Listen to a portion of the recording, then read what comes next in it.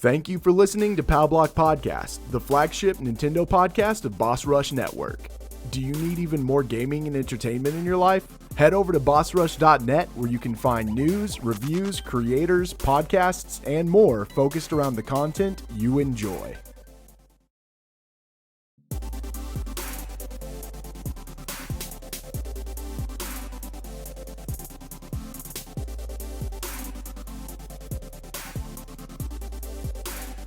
Hello everybody, welcome to Nintendo Pow Block, episode 259. I am not Edward Varnell, I am your substitute host, Corey Derrigan. Alongside me, as always, is the gallivanting Galatrad himself, Jacob Taylor. What's going on, everybody? I've given up on the thing.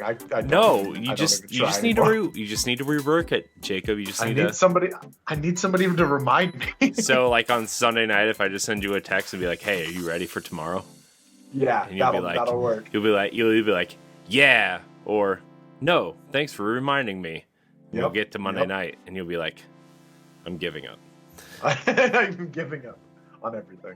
Also joining us is the gallivanting? No, that's wrong. Me. That's you. The devastating Dungeoneer, David Lasby. I'm not gonna lie. Hey, everybody. Sometimes I just tune out when Ed's giving everybody nicknames. I'm just kind of, trying to make sure everything's running smoothly.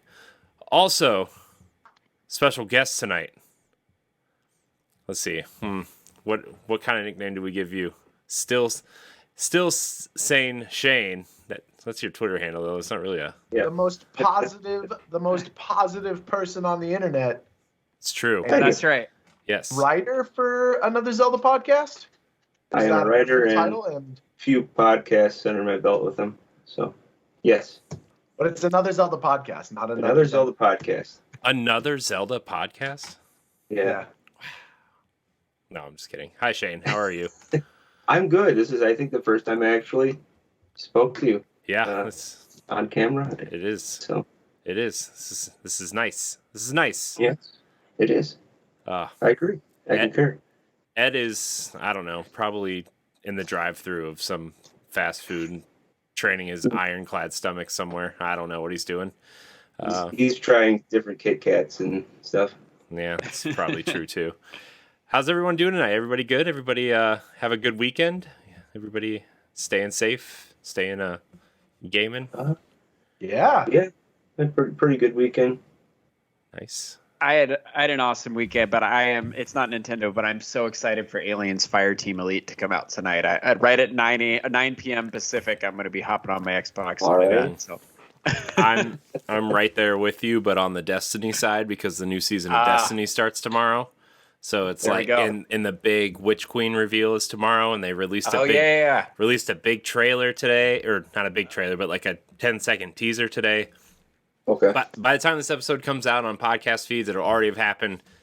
It's wild. They showed Savathun for the first time, like really showed her. So yeah, I want to come on Destiny podcast at some point in time.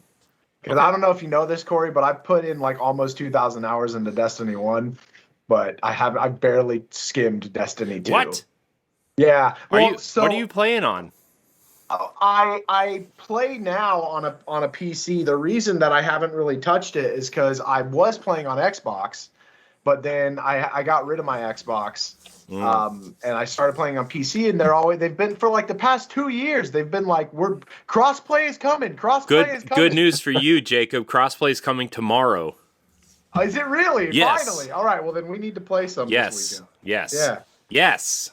Yeah. I love Destiny. I'm a big looter shooter fan, and that spoke Titans all the way. Yes. Titan Master Race. Yes, Titan Master Race. The Sun Hammer. I don't even know if that's a thing anymore. It is. I love chunking that thing around. It is. That was the only good thing about Destiny 2. There's also welcome to the Destiny podcast. There's also a siege. There's also a siege hammer, and it's real big, two-handed now, and you can just kind of like stomp people with it. Oh, and there's a Captain America shield now. Jacob, you're missing out. Oh my god, I am. My favorite thing to do is shoulder charge people in PvP. Yes. I am a big fan of the shoulder charge and the shotgun slide. Everything else, I just, not. So yeah, eventually I need to come on Tower Casuals. Yes. Also, there's new powers since you last Oh, stasis. You can freeze people, which is giving people a lot of hate in PvP. It's fine. Anyways, Tower Casuals, Thursday nights, Friday mornings, wherever you listen. I don't know. Anyways, this is Nintendo Pow Block. Destiny, definitely not on Nintendo. Man, that was funny. Side tangent, to bring Nintendo back around and Destiny. They asked Luke Smith if Destiny 2 would ever come to Switch, and he's like, no. just straight up said no. Well,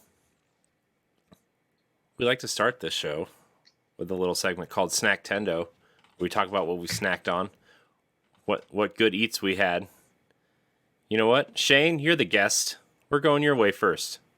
All right. We'll start at Saturday because I've had a lot of various foods, so it might take a little bit. But we had a wedding on Saturday, but we didn't eat lunch, so we kind of like between the wedding and the free drinks, we went and got some appetizers.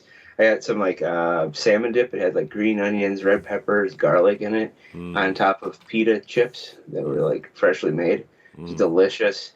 I had like fish tacos, and I split those with my wife. And then besides the normal wedding food that you normally would have, I'm the kind of guy that likes to get wintergreen lifesavers and put them in my pocket and then hand them out to everybody. So I do that at pretty much every wedding. So can't have too many of those. And Sunday was my birthday, so my mother-in-law brought us out for like a buffet breakfast. It was delicious. Never been to this place before. It's in Two Rivers, Wisconsin. Very good. It's just like a little diner. And then my wife made this Chinese honey sesame chicken, homemade, with some white rice, and then she made some beans and mushrooms. Absolutely delicious. And then, of course, I had my DQ ice cream cake. Got the crunchies, got those chocolate fudge crunchies in there? Oh, yeah. Yeah. Still tastes the same, and still is good. And then I did have some of that Dunkin' Thin Mints Girl Scout cookie coffee, iced coffee. Pretty good. And then tonight, I posted the pictures like right before this. My wife made this like, it's a Disney artisan grilled cheese. So I had to buy provolone cheese, sharp cheddar, this like garlic and herb cheese spread, cream cheese, cayenne pepper, and what else was on there? Just a ton of stuff. You'll have to look at the picture, but she grilled it. It's like huge. And then she made homemade tomato soup, and it was awesome. So, I couldn't even finish like my whole sandwich. I saved it for lunch tomorrow, so at least I can enjoy my lunch tomorrow at work. So nice. That's Nothing beats a good grilled cheese and tomato soup. You know. I know. You just get that good dunk in there. Also, by the way, fun fact: if you grill a grilled cheese sandwich bread with mayonnaise instead of butter, that's what you put on their mayo. Sorry. Yeah, it's really good. Sounds weird, but it's good. She didn't tell me it was on there. I just ate it, and I'm like, yeah, tastes pretty good. So. Yeah. David, what did you snack on this weekend? So I got these. I don't know if you remember when you were a kid, there were like the pretzels and fake cheese little dip things that came in those packages. So they're still around. My kid eats them. Yeah. Okay. But like, so that means you eat them too, then, right? Yeah. But Sabre Hummus has these dippable things as well, but there's cinnamon sugar sticks with chocolate hummus, and I just got them for my kids as a snack, and then I've eaten through like most of them because they're just so good. And then I've been having that with like a cup of coffee, and so it's like the cinnamon sugar and chocolate dip and then coffee, and it's been my favorite Snacktendo this week for sure. Nice. Chocolate hummus? Is that a thing? Yeah, it's so good. It's really good. Sounds kind of like I should Gotta give it a be try. into that. One of those trick you foods you want to eat that just it tricks you, it tricks your mind. It does. Got to do it. Look, I'm a big fan of chocolate, so. Jacob, what did you snack on this weekend? So David, you'll be glad to know that I'm officially 1 week without any meat at all. Any meat or Wow. like I'm fully vegan. I do have plans to have a pizza this Friday, but it won't have meat on it. It'll just have regular cheese because they don't have vegan Awesome. cheese at all. So that'll be it. But with that, I made I've been like really into meal prepping lately because I'm super lazy, if you don't know anything about me, and I don't like cooking. Well, I like cooking, but I don't like cooking every night. So I've been into meal prepping lately, and I just made tonight 4 batches of just rice, and I had some Beyond Meat that was going to expire soon, so I threw that in there, and curry, but I didn't have enough almond milk or coconut milk, and I was like, that's... So it's really just like kind of curry flavored Beyond Meat. And no like sauce or anything with rice, but it's good. It was really good. And then other than that, I haven't really been snacking a whole lot. So That sounds yeah. good, Jacob. Yeah, thank you. 1 week. I'm starting. That's awesome. Nice. Good. Nice.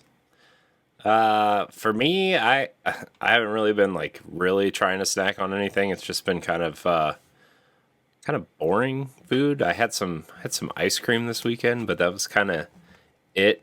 It was chocolate ice cream with brownie and fudge chunks in it, though. So I mean, just kind of went all overboard there. But other than that, I've been trying to like save my snacks for the weekend, and usually just like once a weekend, just because like I'm trying to be smaller, we'll say, and it's working. Not as fast as I want it to, but it rarely does. But yeah, man, let me tell you, chocolate ice cream with some fudge and some brownies in it, I'm all about it. It's very delicious. So I don't have any food reviews though. Sorry, Ed. Sorry. Ed, you have to bring 2 next week because you missed this week, so 2 food reviews. You're welcome. I'm sure he's already ahead. Homework, I know. I'm sure I'm sure he's in the... I don't know. This is why the McDonald's ice cream machine is always broken. Ed just asks for too much. I don't know. Anyways, that's been our Snacktendo. Kind of a shorter segment this week. Usually it's a little bit longer. It's okay. It's okay. Ed segments. carries. Yeah, Ed carries the Snacktendo. Let's be honest. Shane actually carried it this week because he had a lot of good snacks. Because it's his birthday. Shane, you always have good food. I know. Yeah. Like I said, if I know I'm going to be on the podcast, usually I try to at least get something, Well, ready for it. I mean, your birthday Luckily, my wife your made birthday that. weekend too is Yeah, usually- that always helps. That's a good time. Yeah. Well, it's time for Game Fact Advance. I don't know. How does that usually say it? I should pay attention more when Ed speaks. Game Fact Advance. Yes. That was a really terrible Ed impression. I'm sorry. It was really bad. Jacob, you got this week's Game Fact Advance.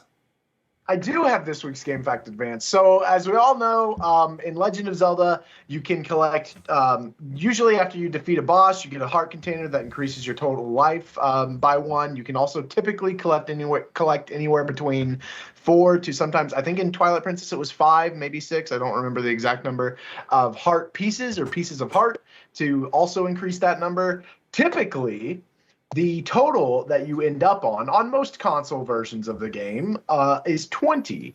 However, there has been some differences in that, including one as low as 8. Ooh.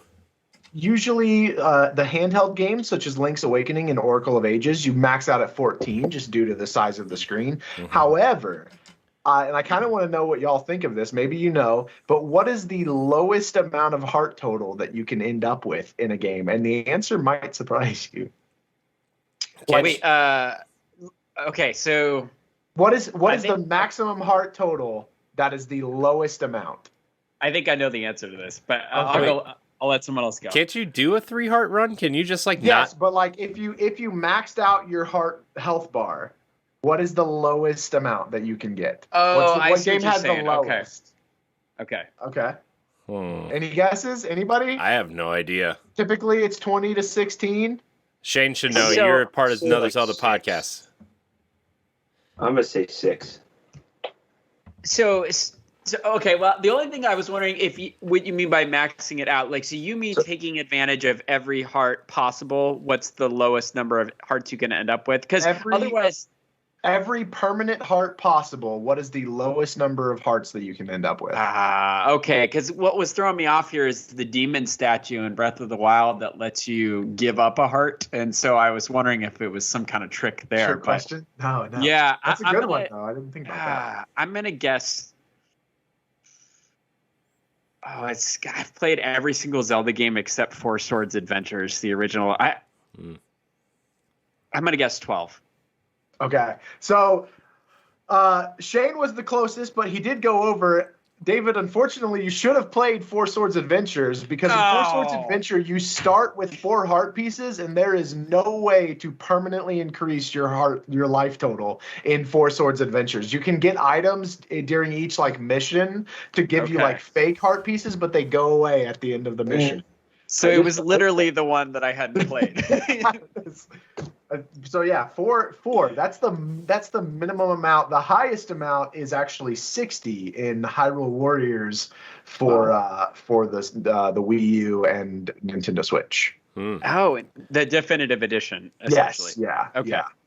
That's so interesting. I just went out recently to my favorite retro shop, Pink Gorilla, and I was looking again for Four Swords Adventures, and it's just impossible to find. Shane, you were posting a picture of yours the other day, were you not? Yeah, so I was one of those people that downloaded the 25th anniversary one, not knowing that it's exclusive for 6 months, and then I guess there was another run like a year later for 3 days, from like January 31st to February 2nd or something like that.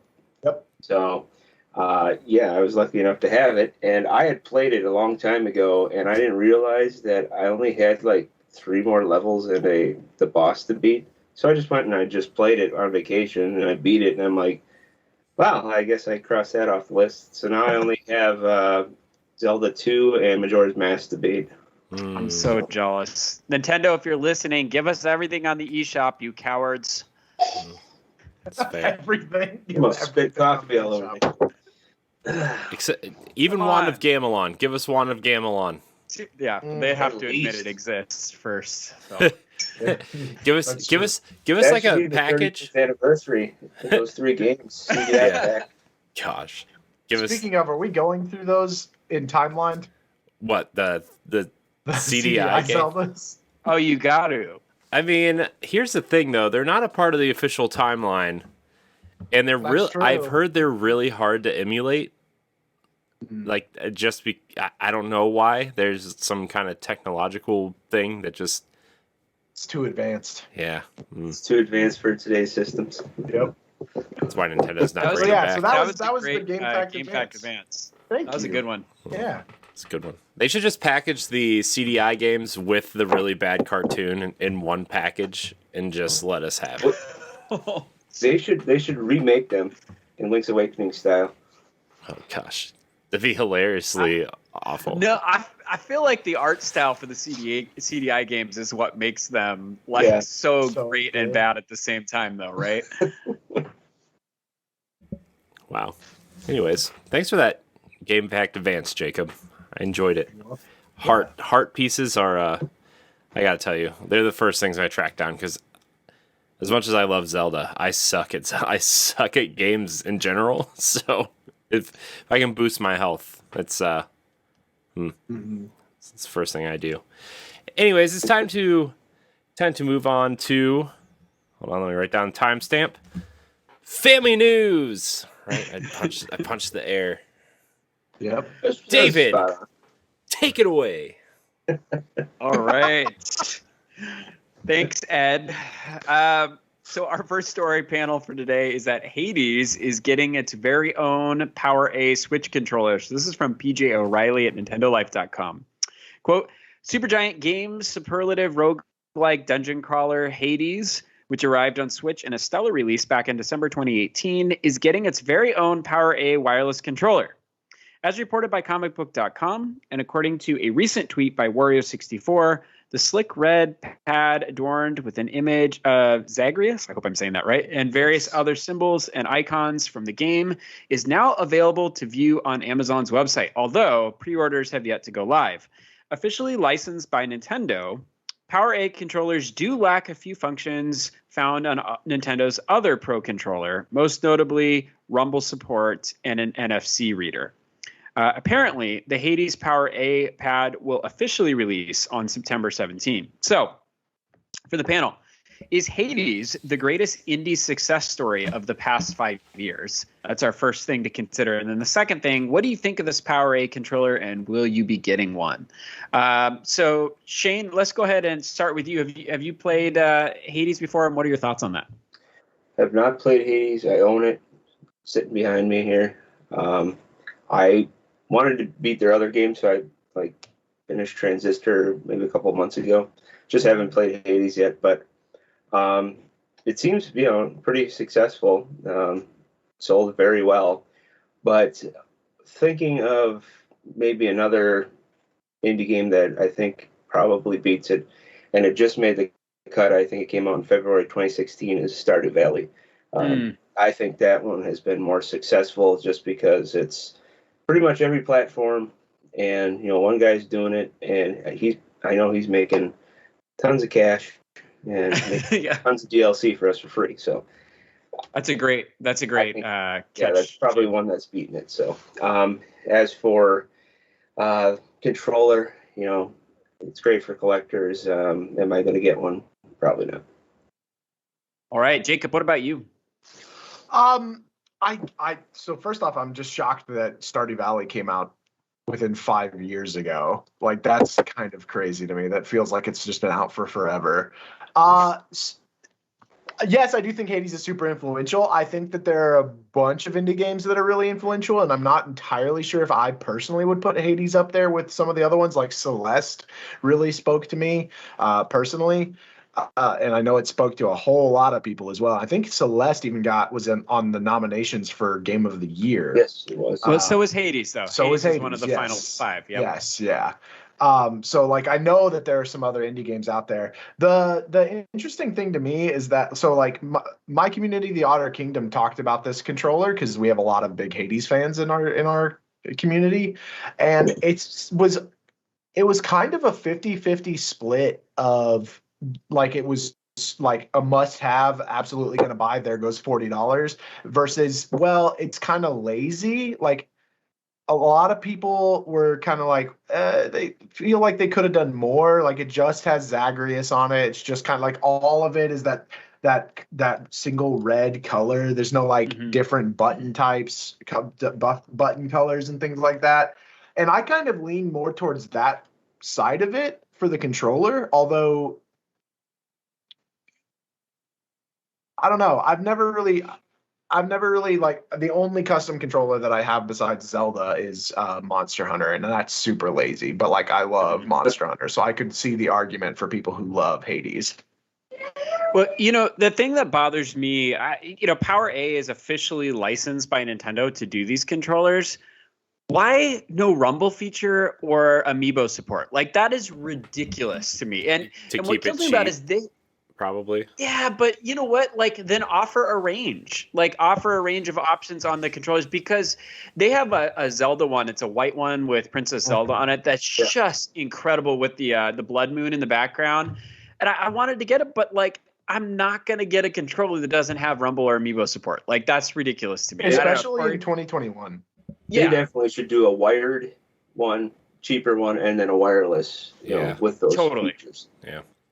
Corey, you had some thoughts on this stuff. I mean, for me, I don't know. Maybe it's just like growing up in the 90s and you get like parents or grandparents buying you third-party controllers that are like garbage. But I refuse to buy anything that's not made by the first party, whether it's like Xbox or Nintendo.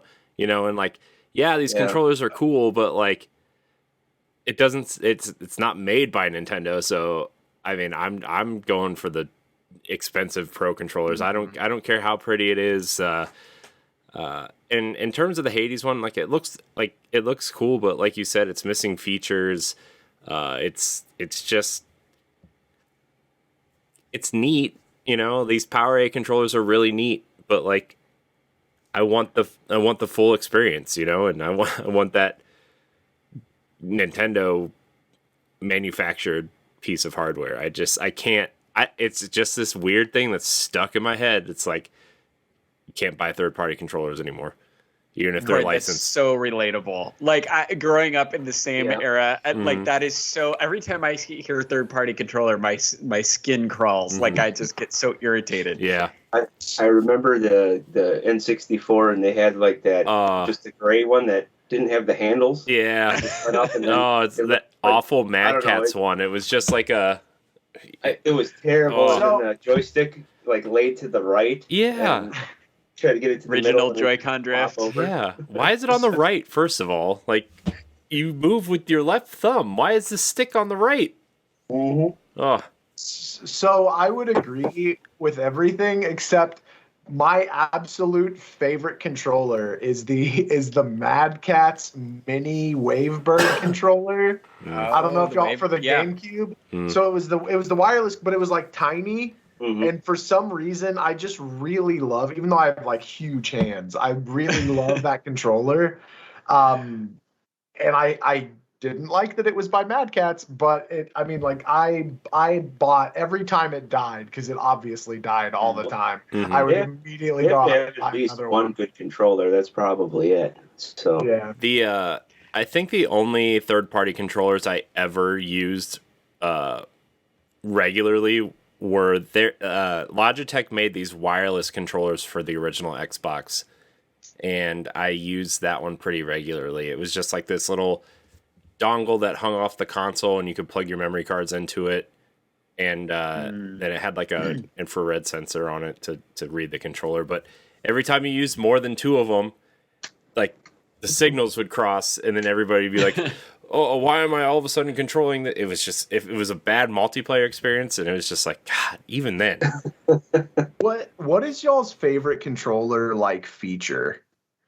So for instance, I really loved the Dreamcast's memory card that you'd plug into the controller, and it would like show, it had the LCD screen or whatever the it was. VMU? Show. You're talking about the VMU, yes. Yeah. The Switch Pro controller is my all-time favorite controller. I absolutely love it, and you know everything about it feels great. You know, in terms of features that you're asking about, that it's not, the Switch controller isn't the first one at all to have this, but I love being able to turn on my system with the push of a button from the remote. That's my favorite thing. Yeah, it's definitely a game changer. Gosh, I remember when that happened with the Xbox 360, and I was like, wow. And then then like sitting right next to it was the GameCube, and first of all, I had two controller extenders. Yep. Yeah. I probably had like 15 feet of controller extenders hooked up to my controller, but I still had to get up and go turn on the console. I'm like, gosh, this is man, you're lucky. You're lucky GameCube's so good. What about you, Shane? Like that Wavebird. Just knowing that I could sit 2 feet extra away from my TV. Yeah.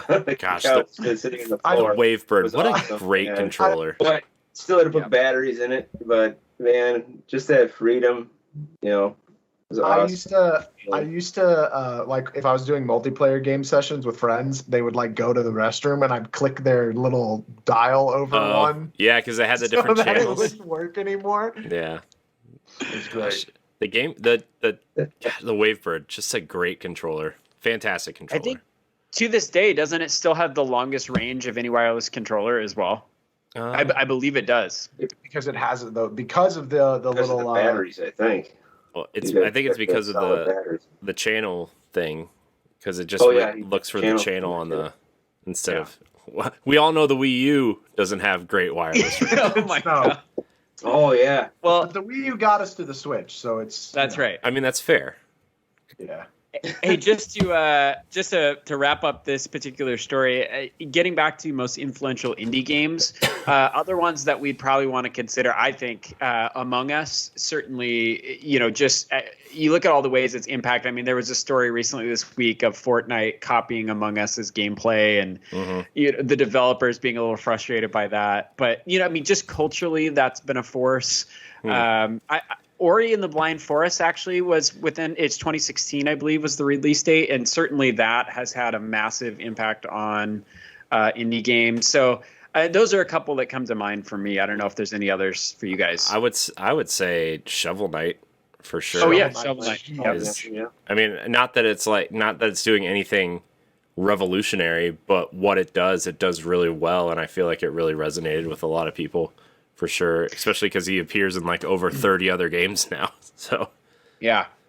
The thing I'll say in wrapping this up with both Hades and Among Us is at the particular time they came out with the pandemic and everything, it really went a long ways towards establishing indies as a viable option for folks who otherwise were skeptical of indies prior to that. Yeah. So, I think that's something that is, was an accomplishment. So anyway, moving on to our next story here. Wario Ware, Get It Together, gets a surprise demo release. This is from Patrick Knisley from at bossrush.net. Quote, a free demo of the upcoming WarioWare Get It Together has been released on the Nintendo eShop. Nintendo put out the demo on August 19th, 2021, stating it features a selection of micro games from the upcoming title. The full game is slated to release on September 10. This latest installment in the WarioWare series promises over 200 mini games, dubbed micro games, a story mode, and local multiplayer modes. It's available now to pre-order for $49.99 US. Nintendo lists the official game description on the website as the following. Take on over 200 quick and quirky micro games, lightning-fast mini-games filled with frantic fun or solo with a friend. With his latest harebrained business scheme goes awry, Wario must use his signature style and smell to fix it. How? By playing a twisted collection of microgames, of course, from assembling a robot to pulling out a statue's armpit hair. The WarioWare Get It Together game is comedic, cooperative microgame mashup. All right, panel. Nintendo seems to be offering more demos lately in the lead up to game releases. What do you make of this strategy? Does this show Nintendo is more pro-consumer than its reputation, and will you be playing this demo? Jacob, let's get you in on this first. What do you think of these demo pattern that Nintendo has been doing lately? I think it's good. I think that so not only have they been doing just more demos, they've been doing a lot more demos that transfer over to the full game when it comes out. And that is nothing but good for the consumer. It gives them the opportunity to find out if they'd even be wanting to purchase the full game. And then it doesn't waste their time by having them go through the tutorial and then have to go through it all over again. And possibly even like I know I have lost interest in a game that I bought because I had to do the 3-hour whatever, and I was like, man, I'm not digging this anymore, and I thought I was. So that's really cool. And I hope that they continue to do this. I hope that we get demos for pretty much every big title that they put out. I hope that. And especially anything that uses their online. They Nintendo gets knocked a lot for having pretty terrible online and netcode. But this is a good way for them to like test the waters with things and make sure that everything's running smoothly so that maybe it doesn't have as much of a problem as it currently does. Yeah, Corey, Microsoft, and I know that you're a big Xbox guy, has had a long history of doing betas. Halo just had a pretty successful one. How does Nintendo stack up with that, with this sort of demo pattern that they've been doing here? What are your thoughts on them being pro-consumer versus other big companies like Xbox? I mean, I think Nintendo does what. I mean, Nintendo always does what they want, right? Like, I mean, it's just how they've always been. But I think they're coming around to realizing maybe demos of at least lesser known or maybe games that they think might not be as popular, to get a demo out there, a really polished demo, because I think that's something that Nintendo does well that the other companies don't really do, is like this demo is polished. This demo is ready to go. This demo is actually what you'll probably be looking at in the game, right? Monster Hunter Stories 2 did that. I think WarioWare is probably going to be similar. So, I mean, I think that's great to show off, hey, maybe we don't have the best online service. Maybe we don't have the best, the most powerful console, but look at our games. They're polished. Here's a demo. Try it out. You'll like it. And I think WarioWare is a good example. I think Advance Wars is probably going to get one, and I think that's going to sell that game a lot too. And sometimes people play demos, and like I've been sold on games from a demo before. Maybe a game I wasn't totally interested in, and then I play the demo. I'm like, oh wow, that's great. Let me buy that. So yeah, I would say as a parent as well that I really appreciate it. Recent example where Nintendo got my money as a result of doing a demo was Monster Hunter Stories 2. My 9-year-old daughter really wanted to play it. I was like, I don't know, like if this is going to be too complicated for her. It's going to be one of those things where I buy it for her and then she just never plays it. And I got her that demo and she just played the heck out of it. Like just so much. And like you said, Jacob, the fact that the stuff transferred over then, it made it so that she's always playing that game now. And, not only did we buy this game, but she's now a fan of that franchise. And every time something Monster Hunter comes up, because this was their first introduction to the series, she's paying attention. So just thinking about from like a business perspective, Nintendo just created a fan who's going to continue to buy games because of this demo that would have absolutely not happened otherwise. Shane, what about you? Anything to add to this? And will you be checking out WarioWare? Well, demos are, of course, a low-cost solution for any business who's going to put these out. And when you do a demo, you've got pretty much one shot. If it's a bad demo, you're not going to attract any customers. So Nintendo is very good at putting the best of the best in everything that they do into demos and into their games in general. So, in the back of any business's mind is profit. So you do a good demo and you will get good, funds on it. So yeah, I think they're going to do well with every demo that they do. And I definitely will check out WarioWare. I love that series. So. Last thought, just closing on this. It has been interesting. I was thinking about this question before the show, Nintendo's history with demos, and it is a lot easier now with everything being online. One of my all-time favorite demos is the Legend of Zelda, anniversary demo disc that had the 20-minute demo of Wind Waker plus Ocarina of Time, Majora's Mask, and Zelda 1 and 2. It used to be a pretty significant upfront cost to put out these demo discs. I think Metroid Prime Hunters had a similar kind of demo. And they're not having to invest in that way up front now. So it's really just a win-win situation for them. Yeah. All right, well, let's move on to our third story. This is from Thomas Whitehead out of NintendoLife.com. Sabre Interactive set to boost Switch porting business with acquisitions. Quote, with every successful product, there are offshoots and sub-industries. And for the Nintendo Switch, one of these is specialist porting companies. With Nintendo's hardware infrastructure being entirely different to work with than the relatively same-ish PlayStation and Xbox platforms, major publishers have sought out talented porting teams to get their games on the system. Some names pop up regularly and have benefited hugely from this industry. Panic Button springs to mind. Another name that pops up regularly in these Switch ports is Sabre Interactive, which makes its own games in addition to working on notable releases like Witcher 3 Wild Hunt Complete Edition and Crysis Remastered. Sabre Interactive is now a sizable organization, itself taken over by Embracer Group in 2020. Which has been emphasized further with confirmation that it's acquiring 3 companies. The first is Demiurge Studios, which has primarily done work for hire on AAA titles. The other 2 acquisitions, however, suggest that Sabre Interactive is aiming to strengthen its position further in the Switch porting space. First is Estonia-based Fracture Bytes, which notably worked on the Switch ports of Borderland Legendary Collection and Tony Hawk's Pro Skaters 1 and 2. Next is Smartphone Labs, based out of Russia. It's worked in mobile ports, but is named as working on the upcoming Switch version of World War Z. In this, Sabre Interactive was already the name attached to the zombie action title, so this acquisition seems to be formalizing an existing relationship.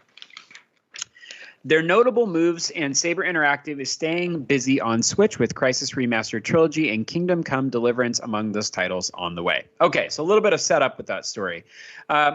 I want to ask the panel, why are ports doing so well on the Nintendo Switch? Do these acquisitions by Sabre Interactive mean that we'll see other big-time ports coming to Switch? And do you have any predictions or particular titles on your wish list?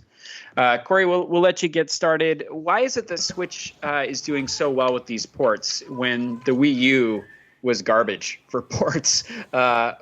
What has changed so much for Nintendo that it's now a destination? Well, I think the Switch is just popular, so I think people see the opportunity. It's a similar but different reason why the Wii, like why you saw weird ports on the Wii, is because like that console was so popular, everybody just saw boatloads of money dropping out of that console, and ring ring.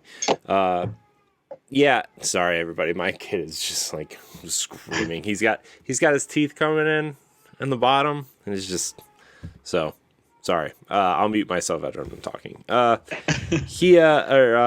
So like one of my favorite ports on the Switch is The Witcher 3, right? It's definitely not as pretty as the Xbox version or the PC version.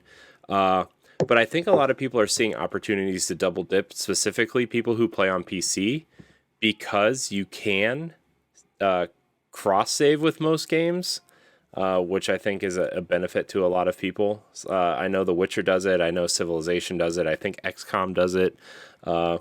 So I think a lot of people just see it as an opportunity to see their favorite games on the go with them, and I think that's more important to people now than ever. And I think that's why Valve is jumping in with the Steam Deck and is like, well, people have these super powerful PCs that they can play their games on, but what if they go on vacation and want to play games, right?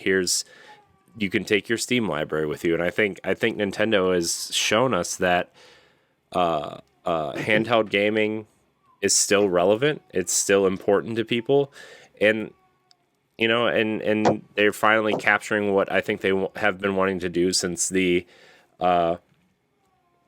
Super Game Boy. Really is like play your handheld games on your TV and take them with you, and take console games with you, and third parties are seeing opportunities, right? Bethesda supported Switch for a lot of their games. You know, Darksiders 3 is a pretty decent sized game coming to Switch. So, yeah, I like to buy games on Switch with me because I don't get to play on my TV a whole lot. I mean, obviously, they're not the best versions of the games, but they're still totally serviceable, so totally playable versions of the games. And yeah, just I think that's why. Oh man, you got me thinking about Super Game Boy now. I love that. Shane, what about you? You know, with this acquisition, do you have any suspicion that we're going to see more big time ports? Is there anything that would be on your wish list for ports to the Switch? Yeah, there's definitely lots on my wish list. Notably, Dead Space. We're getting that new remake. I hope they bring over the other three as a pack or something that we could play. I'm excited that Kingdom Come Deliverance is coming over. That is actually the game that allowed me to go to E3 2016. So that was kind of nice. And it's not going to happen probably anymore. I really would like Fallout 3 and New Vegas to come over, but with Microsoft acquiring them, I don't know if that's even a possibility or on the table right now. So, yeah, that's an interesting idea. And, you know, there has been some friendliness between Xbox and Nintendo. Yeah. But I almost wonder that if we would have to see Game Pass on Switch for something. Yeah, like I could foresee them having it exclusive on Game Pass or something for like a year. And since it's an older title, they could port it over, after a year or something to the Switch or whatever Nintendo has at that time. So. Mm-hmm. Yeah, for me, I think some games that I would really like to see ported to Switch are the Arkham series. I loved Arkham Asylum. I never got to play Arkham City. I think the third one is on Game Pass right now. So is Arkham Knights. I think it's and I think you could get it on PlayStation 5 as one of the 20 games for free or something like that. Okay. So I think those would be great for the Switch. I would love to see those ported over. I don't know that'll happen. But I'm actually really surprised that they haven't been ported over. At least the first two.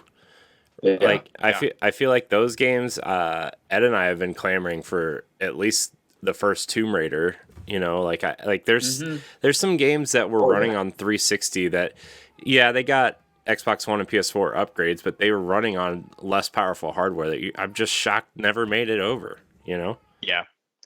The last one for me, Ed would get a kick if he was here.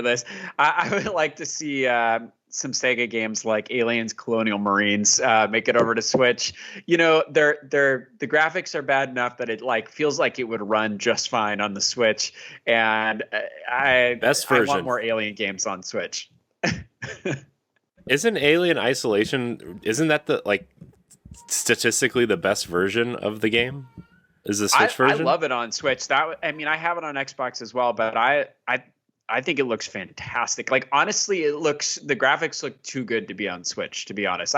That game is 6-7 years old now, and the graphics still hold up today. I don't know how they did that game so well. So let's move on to our next story. I think we lost Jacob there. So Jacob, I don't want to skip you, but I don't think you're here.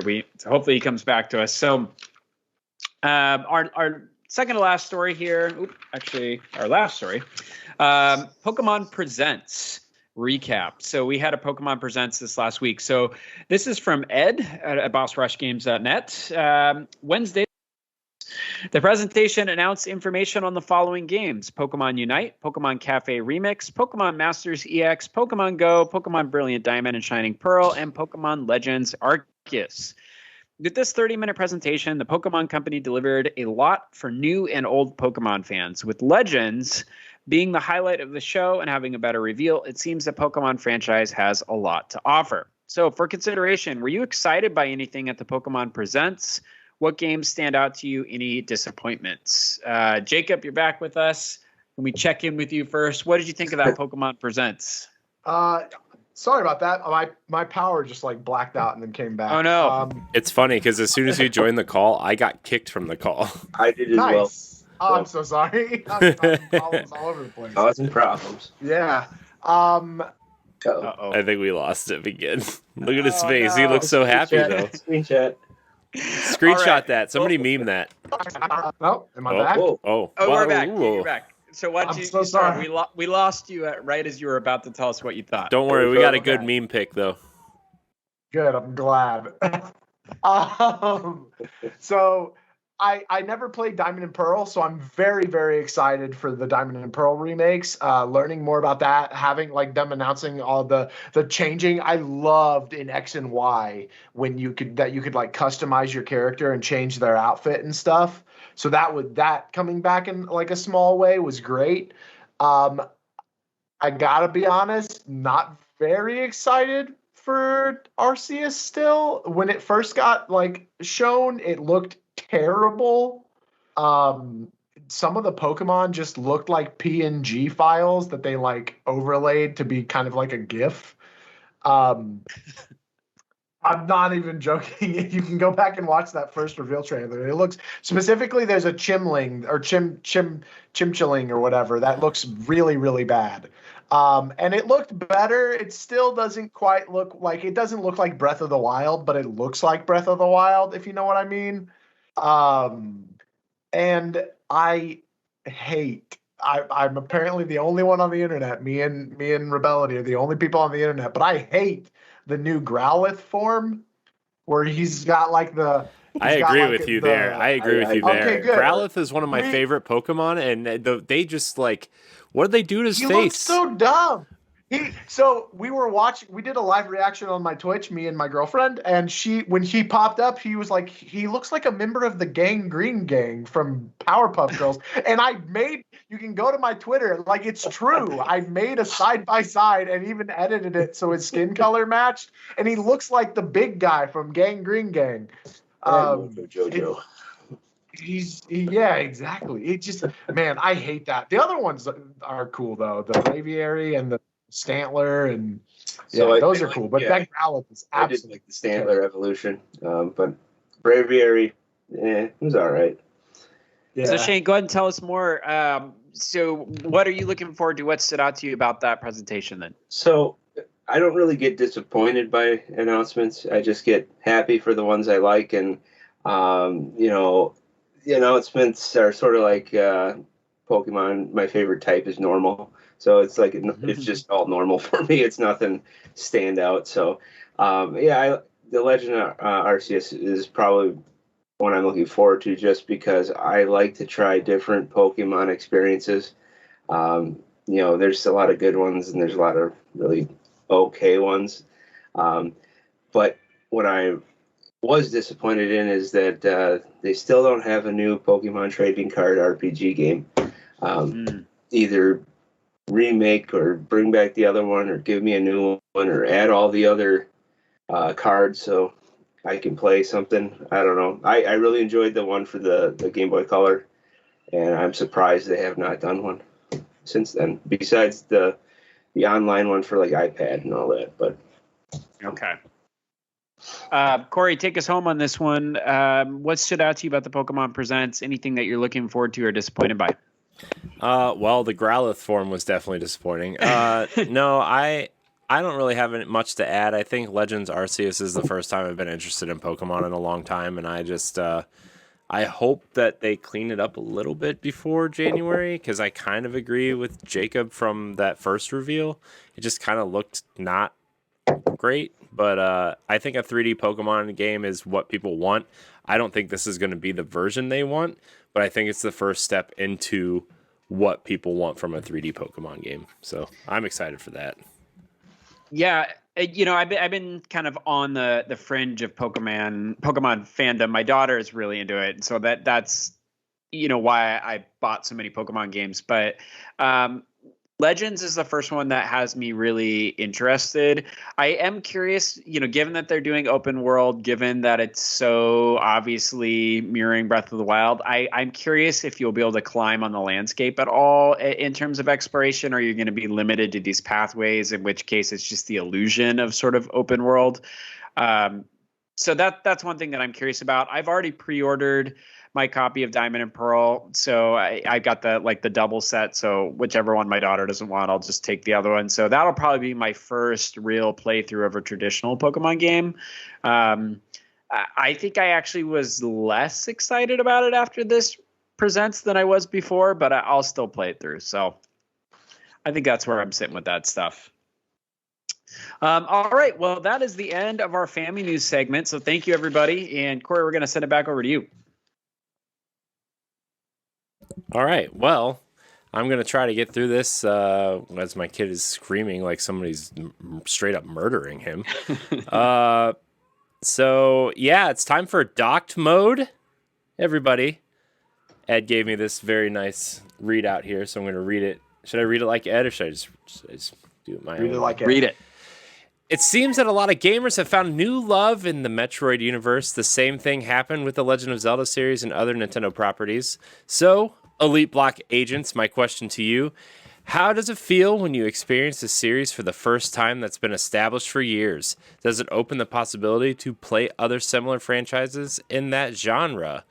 David, I think you've been the most vocal and most kind of out there with your newfound love for Metroid. I'm going to go your way first. How does your newfound love of Metroid change the way you kind of feel about new experiencing franchises for the first time?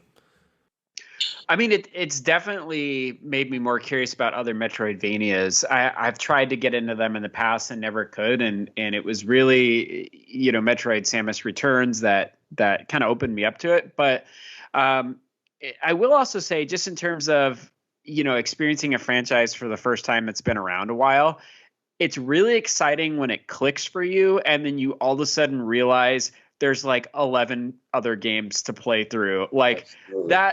it made me feel like I had an embarrassment of riches or something, because it was just like, okay, I had so much fun with, Samus Returns, and now there's all these other Metroid games to go back and play. Because I hate when there's like a new game that comes out that you really love, and then it's like, well, 6 years from now they might release another one. So yeah, I think that's really what I've taken out of it. I'm still limited on time that I get to play, being a parent and working and everything else like that. So I don't know how much I'll try other kinds of games in the genre right now, but definitely going back and seeing what I missed. Yeah, I see Metroid is another kind of hole for me. I mean, I played Metroid Prime and I really love the original Metroid, but everything else, like all the 2D stuff, is just a big hole in my gaming Start playing, library. you'll love it. Well, but the thing is like I love Axiom Verge, which is Metroid. It's Metroid. Axiom Verge is straight up Metroid, and like I love that game, and it's just like, well, man, man, like, because we were kind of talking about quality of life stuff before we started recording with Samus Returns and hopefully Metroid Dread and stuff, and then you go back to like Super Metroid, and there's some things that like it could clearly, some quality of life stuff would really benefit a game like that. But Jacob, what about you? Have you ever found a new genre of game to play that you just absolutely love? Yeah, so I actually also jumped into Metroid for the first time, really, since like taking it seriously after the announcement of Metroid Dread. And I keep waiting. So I've played through all of the 2D Metroids, including Metroid Other M, which is not as bad of a game as everyone thinks, but it does have a lot of problems. But I keep waiting for like my hype of the Metroid series to die down, and I haven't even played. I've got the Metroid Prime trilogy set aside to play, but I haven't started it because I keep thinking to myself, oh man, I might like Metroid more than I like Zelda. And everyone that I've told that to is like, oh, it's just hype, but I'm not even playing Metroid games right now, and I just want to be playing Metroid games. But it's super cool. It's super cool when you can jump into a new to you series, and even better when you do so with one like Metroid, where there are so many games. Nothing feels worse than when you get really into a new to you game, and then you find out that it was released 10 years ago and there hasn't been a word since on the series. It's kind of funny. I kind of feel bad for Ed, because I feel like he kind of let loose this question on me and David when he couldn't defend anything about it. Because after the show last week, we got into it a little bit about how because maybe, and I don't want to speak for Ed, but I'm trying to gather my thoughts. It seems like there are some people out there, not Ed, but he was mentioning that some people feel defensive when people get into their series that they love and they haven't been into it for the longest time.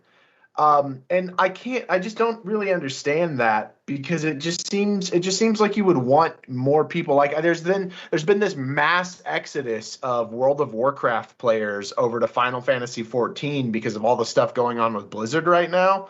And I just keep seeing nothing but love for that. And I would feel the exact same way if all of a sudden all of the I don't know, the Halo fans were just like, whoa, Mario's great. Wow. I'd be like, yeah, look at all these other Mario games you need to play. Come on, get in here. Where have you been? Happy to have you. But Metroid in particular to this, it's cool because a lot of the games you can find really cheap. I picked up the entire Prime trilogy, not the trilogy collection, but just individual games for $20 total. So it's pretty easy to find a lot of them, and just more games to jump into means a better time. Cool. Shane, what about you? Have you ever experienced something recently or found a genre that you've been really... So, I don't know when it was, maybe a year or two ago, we got Rise of the Tomb Raider for free on PlayStation Plus. I had only maybe seen a demo of Tomb Raider a while, maybe 7 years ago. And I just, I never played it. But I played Rise, and it just gave me the feeling of Uncharted, and I love Uncharted. And I immediately after that one bought the first Tomb Raider for that trilogy. Played that. It was amazing. And then I had to go and I bought Shadow, but I think Shadow came out for free as well earlier this year. So I still have it in the plastic, and I played it on my PlayStation Plus, and man, I really appreciate those games. They're so much fun. And I have the fifth, or is it Uncharted Legacy or whatever it is? Lost Legacy, the best Uncharted game. I have not played that one yet. I have it behind me. I haven't put it in. I'm waiting for the right time to play it. Maybe when I get my PS5, I'll pop that in. But the other series that I also really enjoyed was, I think when Life is Strange 2 came out, I decided I was going to play Life is Strange, the original one. And that's such an amazing game. I immediately played Life is Strange Before the Storm, and I played the Captain Spirit free demo. Then I played Life is Strange 2, and now I'm waiting for True Colors. And that series really got me into the whole, I want to say, like, it's a little walking simulator like. So Firewatch was also, like, immediately I played that, and I'm like, yeah, this is my kind of genre. So basically any of those kind of games have just given me real joy lately, just playing walking simulators and Uncharted, Tomb Raider type games while we're waiting for Zelda. So yeah, Tomb Raider for me, Ed and I are huge Tomb Raider defenders. We actually like that series more than Uncharted. I know that's very not a popular stance, but I especially Rise and Shadow are just top notch action adventure games. I played the was it the DLC for the Rise, and it's that witch you have to go back by the Baba Yaga, yeah, and go through that whole. It reminded me of doing the Scarecrow levels on Batman Arkham. It was so awesome. But I had Uncharted, the first one, on my PS3, and I almost stopped playing the series because I didn't really care for Uncharted when it came out. So I could see why, if you're comparing them, I kind of like the Tomb Raider as well. So yeah, though I did like Uncharted 2 a lot, and 4 was really well done. Uncharted 1 is like. It almost has like Assassin's Creed syndrome, where like that first one kind of laid the groundwork. It was like, okay, this is a cool concept. It's just not quite there yet. And then Uncharted 2 just really nailed that genre and really just nailed I mean, Uncharted 2 is like, it's still probably my favorite Uncharted, although I think Lost Legacy proved that they could do Uncharted without Nathan Drake. We can have a whole conversation about that another day. But for me... What were you going to say, Shane? I totally agree with the Assassin's Creed thing, because that first one, I didn't want to play Assassin's Creed 2 because I did not like the first one at all. So 2 was amazing, and Brotherhood was my favorite. That back. So Brotherhood is the best one. Altair Ibn Lahad is the best assassin in the entire Assassin's Creed series. He killed me on it, so that's why I didn't like it. It's funny. I know people don't really like. Well, there's like a clear divide of like classic Assassin's Creed and like the new direction they're going with Origins and Odyssey and Valhalla. I bought all the Assassin's Creed up to, I think, Syndicate. Mm-hmm. I haven't finished 3. I haven't opened 4. I haven't opened Unity. I haven't opened Syndicate. Black Flag is so good. Black Flag is so good. I keep hearing that. I got to try it. I wasn't a fan of the boat in 3, so I'll have to see how it is in 4. Oh, well. I mean, if you're not a fan of boats, you might as well just stop now, because they're in Origins, they're in Odyssey, they're in Valhalla, I think they're in all of them. All right. But I have an interesting story about Assassin's Creed. Sorry, but I always have to tell it every time it's brought up. I was a really big Assassin's Creed fan. However, at the midnight launch of Assassin's Creed I want to say Revelations. I was working at GameStop at the time. I was one of the managers, and I was doing the midnight launch because I love the series. And we got robbed at gunpoint. And now I can't play Assassin's Creed anymore because anytime I start playing it, all I get are the feelings of like that entire situation. It's like a PTSD thing, and I can't enjoy the series anymore. Like at one point, I had a gun. The two people that were robbing us had the gun pushed to my temple and to the back of my head while I was trying to open the safe for them.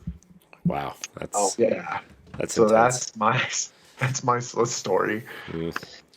I have a similar story that has nothing to do with video games, but it's a story for a different day.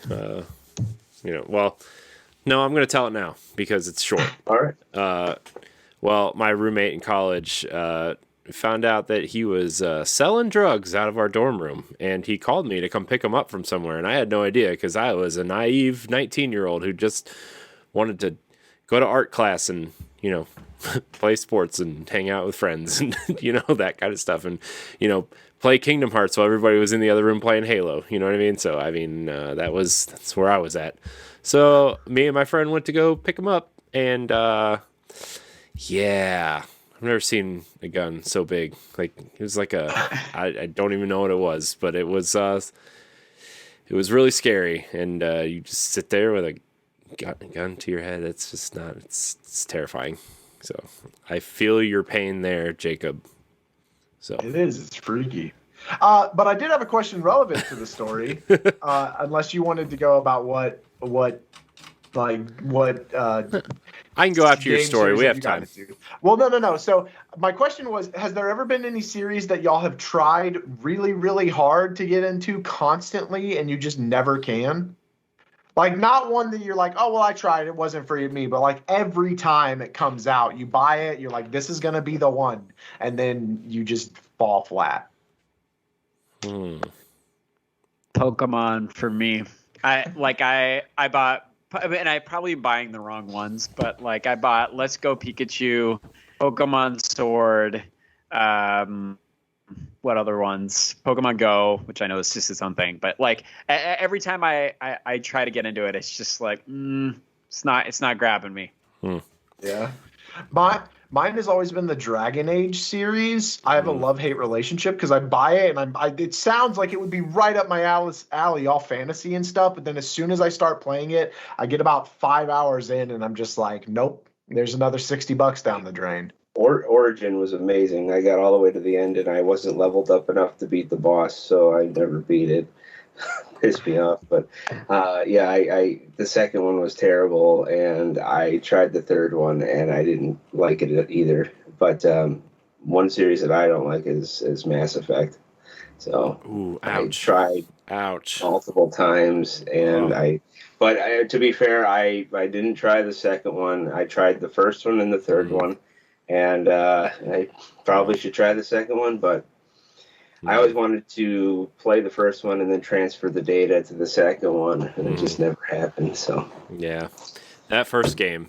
Well, I haven't tried it on the Legendary Edition yet, but that original first game is really tough to go back to because it's very RPG and not. It looks like a third-person shooter, but is not a third-person shooter. Yeah. It's really tough. But for me, honestly, it was kind of like the open world action RPG kind of genre. Like Skyrim. Yeah. Oh my gosh, don't get me started on Skyrim. Dude. Same, dude. It's Skyrim and Mass Effect for me because I get so overwhelmed. But Breath of the Wild is an open world RPG action game. No, it's not. It literally is. That's literally its genre. No, it's literally an action RPG. That is literally how it's called. Like, listen. Skyrim. I played for. Talk about a game that I've started probably 5 or 6 times that I've just never. I don't get it. I just don't get it, which is hilarious because I know it's kind of just like, Zelda, but for people who enjoy blood and vampires and whatever else. On paper, it's like I don't know what it is. I like The Witcher and I like Zelda. Skyrim should fit in that oh look, it's like right in the middle. No, I've played it. I've played the first hour of that game 6 times, and I just can't get into it. Same for Witcher 2 for me. I tried playing it, couldn't get into it. Yeah. I have Witcher 3 sitting behind me. I have not opened it, never played it. The thing about The Witcher 3 though, The The Witcher 3 is just like a completely different game than The Witcher 2. Like The Witcher 2 is, you have to commit to The Witcher 2, and you just got to understand what kind of game it is, and you just got to go. The Witcher 3 almost like a Dark Souls series for me too. I'll play them. I tried like Bloodborne. I actually like that a little better, but I just can't stand sitting there for hours and hours and not being able to progress because I just suck at it. So that's it. I got to write that topic down because that's a good topic. Is like, why do people think Dark Souls is hard? I mean, I understand, but like, I think it's a good topic of discussion because I think it's more about people. This generation of people who are playing games are very impatient. And Dark Souls is all about finding patterns and grinding to get stronger. Yeah. And to be fair, I really like Demon Souls. I played that for a while, and I never beat it, but I like that one. But when I played Dark Souls, I know it's kind of the same thing, but it's just never could get into it. I want to try the new Demon Souls remake, but... What's really interesting, you mentioned being patient. David could probably speak to this as well, and Shane, but like Ocarina of Time is so slow for combat. Almost every enemy is like you just have to wait for them to give you an opening and then you can hit them. And it's never like 2 hits and they're dead. It's always like 5 or 6. Yeah. I just played through that game again, and there were many times where I was like, come on, like just go, let me get past this. Yeah. Can I jump back? I have one more series that I've tried really hard. I've gotten 3 different games, and each one I've failed to get into, and it's Resident Evil. And that was going to be my other one was Resident Evil. I love horror games. I love survival horror, and I love shooters. And every time I've tried to get into them, Game Pass on Switch, I just hasn't grabbed me. So I'm going to keep trying. At some point, I'll get Resident Evil 8, but I just... Which ones have you played, David? 5 was on sale recently on the Switch shop, and that one was just hot garbage. Like the aiming, being a shooter essentially first, like has not aged well at all. I hate that you're supposed to. I could see that, but when you play Resident Evil 6, 5 feels really good. Okay, see, that's not a good sales pitch. See, 6 is terrible. But 4 and 7 I love them. Okay, 7 is the Biohazard one, right? Yeah, that's the first. I have it downloaded on Game Pass, and I've only given it like 20 minutes, so I need to go back to it. But if it's scary by itself, normal. But at E3, I played it in VR mode, and that is terrible. My god! I did not play that again in VR. But Resident Evil Revelations 1 and Revelations 2 are amazing. Yeah, so give those a try too. Yeah, David, I'm with you. Like Resident Evil is a series that I've always been like, the lore and just how ridiculous Resident Evil's lore is, and like the characters are cool. The lore is ridiculous. I like the idea of Resident Evil. First of all, don't do spooky games. If they were just action games, I would be all about it. But I played through the remake on GameCube and I really liked it, and that's the only Resident Evil game I've played longer than like an hour. Okay. And I really like that first game because I mean it's not really scary. It's just like, whatever. I mean it's scary, but it's not like 7 in VR. You know what I mean? It's just right. But like I'm really fascinated by the lore and how everything still connects, even though it's how ridiculous it gets. It always still just comes back around and connects somehow. It's really fascinating.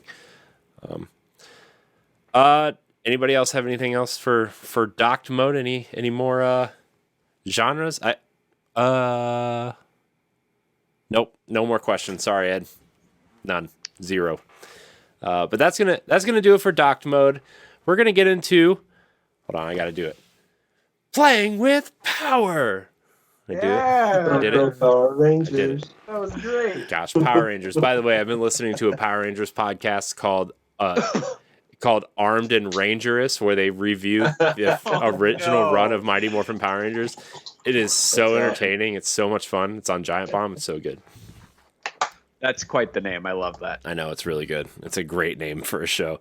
But playing with power, we're going to talk about what we've been playing. Shane, I'm going your way first, even though you just took a big sip, and that was probably the most inopportune time, so I'm giving you time to swallow your beverage.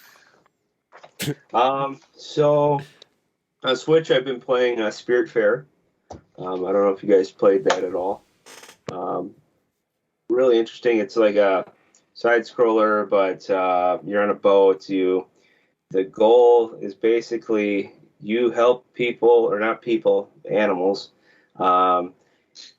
cross into the afterlife after you help them do their last deeds, basically. And it's interesting because you can go to all these different islands, you mine for things, you pick up different vegetables, mushrooms, all sorts of stuff, and you help all these people. And then on the boat, you can expand your boat. You can add front ends onto the boat that can break through the ice or break through the rocks, so you can get farther on the map. There's farming on your boat. You can get sheep to get wool, and then you can get a place where you can it's a loom basically, and you can make wool into thread, and you can make cotton seeds into thread, and do all sorts of stuff, and just keep expanding. And then you create the houses for your guests, and you customize the houses, and you feed your guests, and you cook for your guests. And it's just really interesting. You go fishing off your boat. Just really cool. You can even get barnacles on the side of your boat when you jump off of it, and you can sell them, and you can. It's really cool. Sounds like a 2D Animal Crossing. I don't even know how to describe it. It's a sim exploring cooking simulator. I don't know how to describe it, but it's fun, and it's been like there's lulls in it where I'm like, I don't know what the heck I'm doing, but it's really just fun just to sit there and go explore and try to figure out what you're doing. Then you get powers, and you can jump high with your hat and fly, and you can glide with your hat, and there's like zip lines you can go up with your hat, and double jump, just stuff.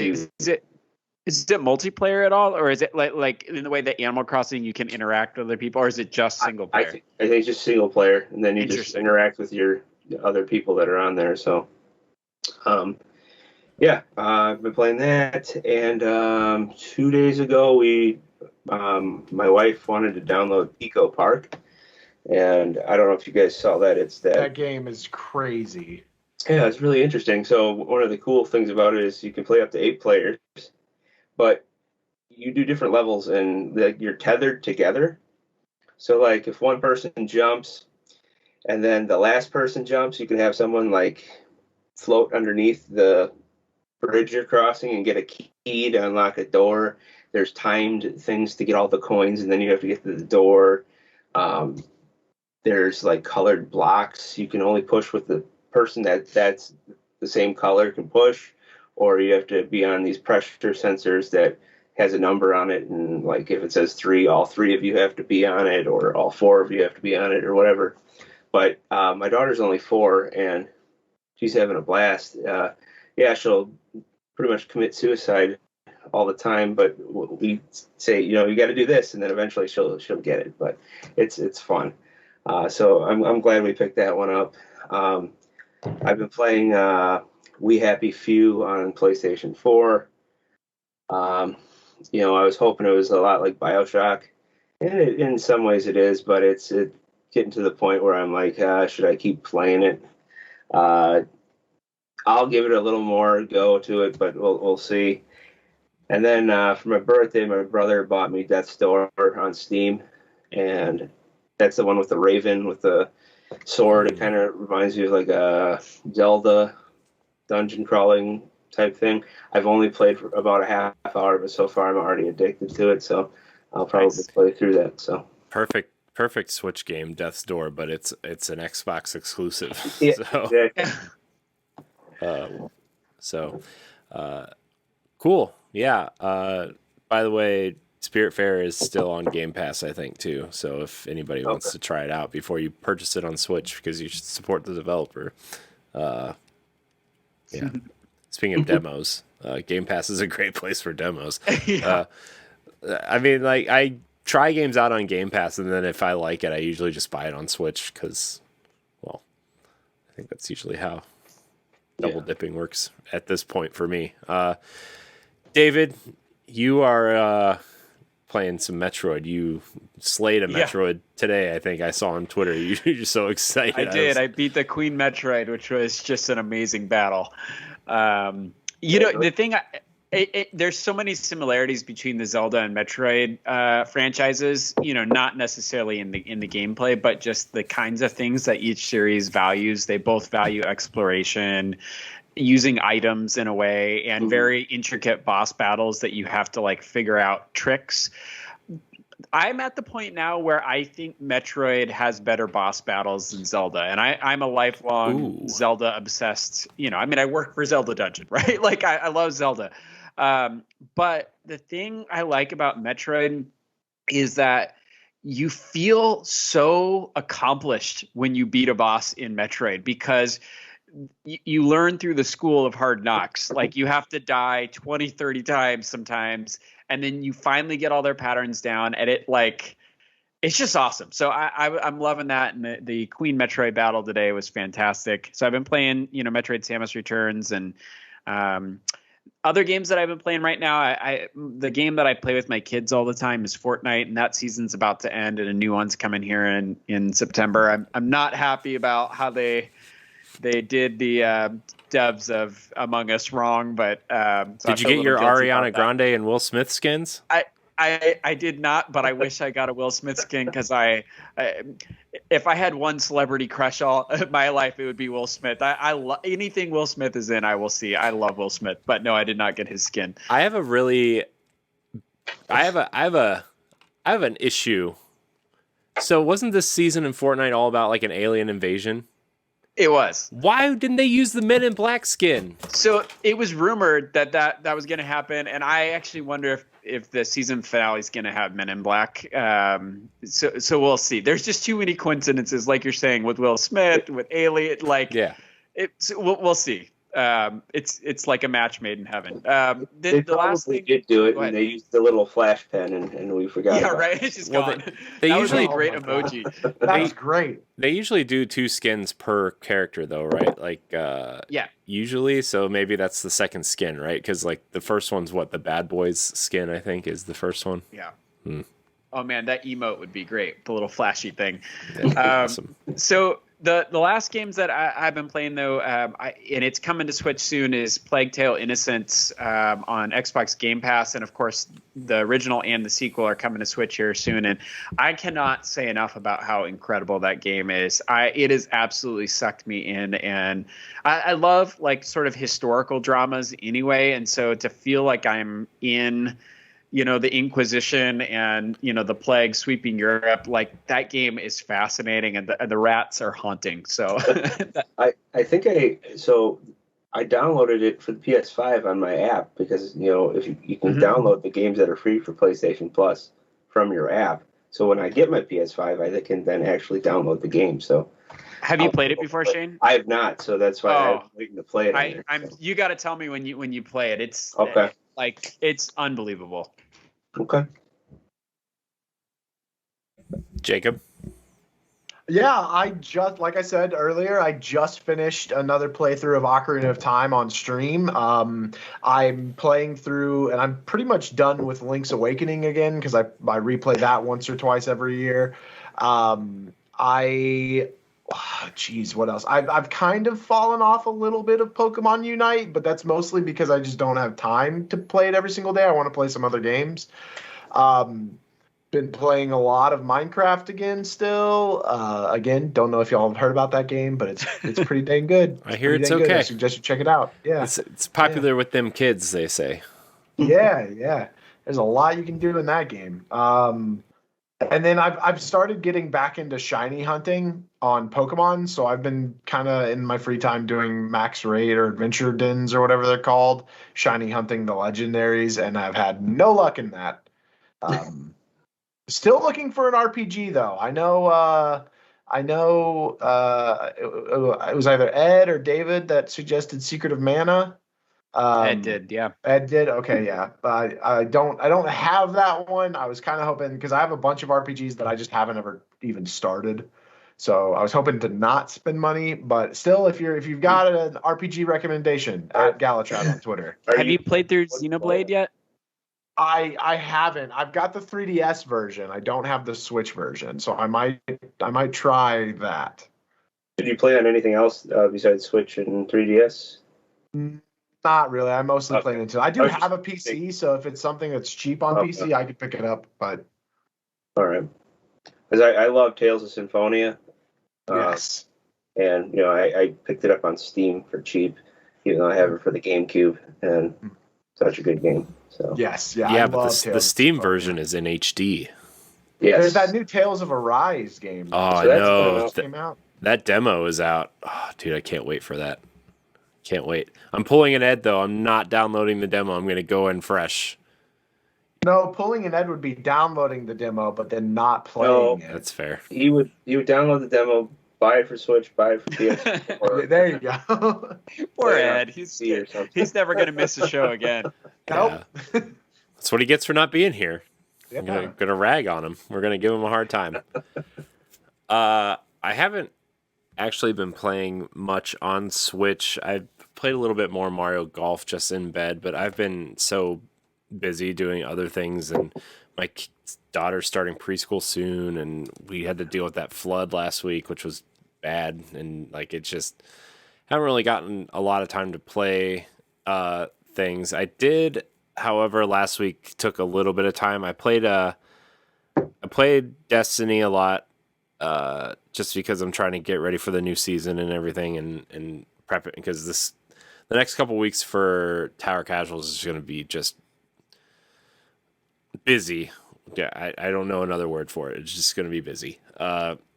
With the big reveal tomorrow and the new season, and a lot of stuff got leaked, which we're sifting through all the leaks. We don't know who it was, like a disgruntled employee or whatever, but kind of leaked the next 2 to 3 years of Destiny content. So we're kind of sifting through that. There's also a rumored, as of right now, a rumor that there's going to be a 16th season, because this, long story short, seasons usually last about 2.5 to 3 months. This one's going to be about 7 because they delayed the Witch Queen. So in the middle of that, they're dropping a mini season that's going to be a celebration of Bungie's history. So there's going to be Marathon and Halo crossover with new armor, and the rumor is the exotic weapon's going to be the Halo 1 pistol. So nice. There's all kinds of rumors floating around that. Not sure yet. Don't want to get anybody too excited, but seems like that's happening. So I played that. I also played Splitgate for the first time last week, which is they're billing it as Halo meets Portal. Oh, I've seen this. So it's fine. I'd rather play Halo. I'm not real great at it. I'm not real great at using the portals. But it's fun. I played it with some friends, but it was just it felt like a game we were playing because we were playing it together, instead of I'm going to go play Splitgate this weekend. As soon as we hop off the podcast, I'm going to go play. No, it's not. I'd rather just play Halo or Destiny or Zelda or something else. So that's kind of it for me. But mostly it's been kid stuff and dealing with the flood stuff last week. Although my wife dealt with most of it because she was home, and what a trooper. I don't know how my wife does it. I think there's 4 of her, and she just I don't get it. I don't understand. David, you're a parent. Kids are I'm home from work for 2 hours before they go to bed, and sometimes I just want to pull my hair out. She's here all day with them because she works from home, and it's just oh my gosh, I don't understand how you do any of this. But that's going to do it with Playing with Power, and that's going to do it for Nintendo Pow Block this week. I want to thank everybody for watching and or listening. You should check out bossrush.net for all of our content, our Boss Rush banters, our podcasts, our other editorials and news and stuff going up. Shane, thank you for joining us for no this problem. episode. Happy birthday! This was your birthday gift from Nintendo Pow Block. Oh, thank you. We kicked Ed out and brought you on. Why don't you tell everybody where they can find you? You can find me at Another Zelda podcast, writing articles there and podcasting. You can find my articles on Boss Rush Network now. And you can follow me on Twitter at StillSaneShane. Nice. Well, thanks again for joining us. We really enjoyed having you. You're welcome anytime, obviously. David, where can we find you? You can find me on bossrush.net. And if I could just plug an article, this weekend I wrote an editorial on why Metroid deserves to be considered one of Nintendo's great franchises. So check that out. I also write for zeldadungeon.net. And you can find me at David Lasby on Twitter. Jacob. You can find me everywhere on the internet at Galutrad, Galutrad. Nice. We gotta, by the way, Jacob, just to give you a compliment. It's not from me, but I mean, it is from me, but it's not for me. We've gotten some feedback in saying that you have a really good, powerful voice.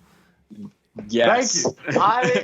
Listen, if anyone is out there that needs any sort of voice acting work at all, I will do it for free because I just want to create a portfolio. And that's something that I've been working on a little bit, is writing down lines to record for myself so that I can just start tossing it out at people, like in game development and stuff, just to be like, here. And then they'll never respond, but at least I tried. That's something I've always wanted to do. So, if I ever make a game, I'll let you know. Yeah, man. That deal's only good for like 2 years until I get famous for voice acting. And who's the guy who did Nathan Drake? What's his name? Oh my gosh, I'm blanking because he does super famous for voice acting. Nolan North. He does every character in Nolan Destiny North. now too, because so you can only get me for free until I reach that point. Then I got to start charging. Gosh, how did we forget Get in that? early? You can find me at I am Corey HD on Twitter. You can find me on bossrush.net. You can find me on Tower Casuals, the Destiny podcast, and right here on Nintendo Pow Block. I want to thank everybody so much for watching and or listening. Remember, if you're listening on Apple Podcasts, leave us a nice review and 5 stars. We will see you next week. Goodbye, everybody. Bye, Gannon. Bye, everybody. Bye.